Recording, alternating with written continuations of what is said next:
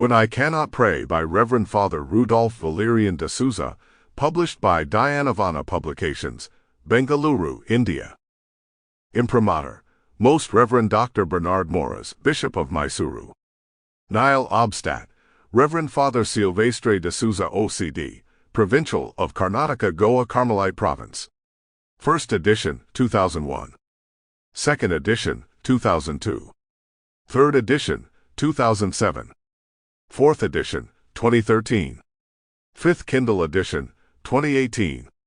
Sixth Revised edition, 2024. Email, rudyocd@yahoo.com. All rights reserved worldwide. No part of this publication may be reproduced, stored in a retrieval system, or transmitted in any form, or by any means, electronic, mechanical, photocopying, recording, or otherwise for commercial purposes without permission from the author.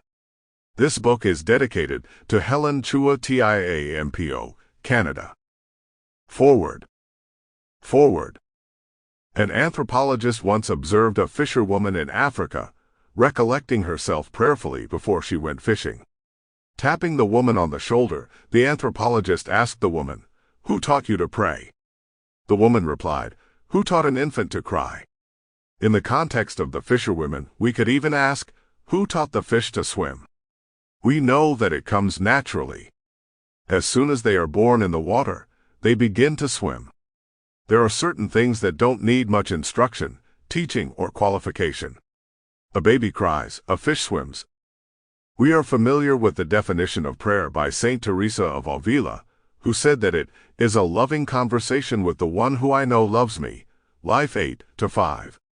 Her spiritual daughter, Saint Teresa of the Child Jesus, Little Flower, has her own description of prayer and is not so well known, but part of it is quoted even in the Catechism of the Catholic Church, 2558. How great is the power of prayer! One could call it a queen who has at each instant free access to the king, and who is able to obtain whatever she asks. To be heard, it is not necessary to When I Cannot Pray read from a book, some beautiful formula composed for the occasion. If this were the case, alas, I would have to be pitied.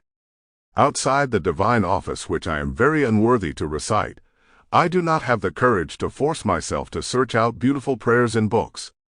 There are so many of them, it really gives me a headache. And each prayer is more beautiful than the others. I cannot recite them all, and not knowing which to choose, I do like children who do not know how to read. I say simply to God what I wish to say without composing beautiful sentences, and He always understands me. Sample complete. Ready to continue?